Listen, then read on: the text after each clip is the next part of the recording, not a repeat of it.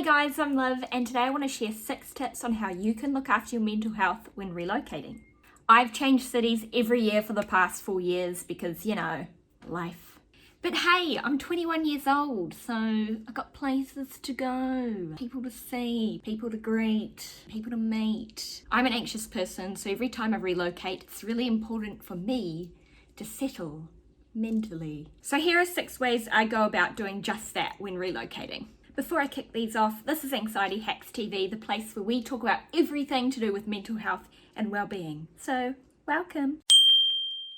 Set up your room, make it just how you want it. Put the bed where you feel the most comfortable having it. Have a nice candle out. Put the things out around you that make you feel like you're at home. So for me, I need a book, I need a nice smelling candle because my nose is very sensitive to smell. And I need nice bed linen. That's a bit pretentious. I usually make my own bed linen, so I feel a little bit more comfortable that way. I don't know. So make your space homely, make yourself at home, get your room feeling like it's your zen zone. The place you really can go and feel comfortable. If there's a beach, get out in the water and go for a swim or go for a surf with the locals if that's a thing, if you feel like it. Go for a bike ride. Is that a thing where you are? Test out the ice cream shops. I've just relocated to a new spot at the moment, but something that's really, big around here is going surfing and boating. Who's affording a boat at this age? Oh. These are things that you can do to also maybe meet some new people in the area, eh? Get to know the locals. And it's kind of good to get out there, do a little bit of exercise, go for a walk, go for a run, I don't know, get familiar with the area. Or some kind of social group, somewhere you can write things into to ask around if your power has blown out and you don't want to Google, you just want to go to someone who's trusted in the area. You can always, hey, just looking for a electrician.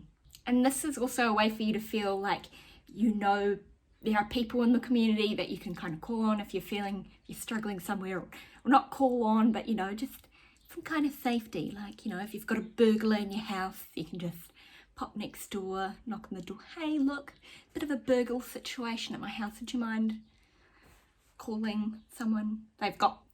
He's got my phone, so yeah. Again, it's all about familiarization, isn't it? This is something that I have done with the community group since relocating here. I really like pets and I really want a dog, but there's just no way I can have a dog. I'm always traveling, it's just not convenient, but I love dogs. So I've written on the community page, hey, if anyone has a dog and you need it taken for a walk or just want someone to look after it for a weekend or a couple of hours, just call on me because I love dogs. I'm just not in the situation where I can have my own. And that's another cool way to be able to meet someone in the community, but also be able to look after some little furry friends because I love animals.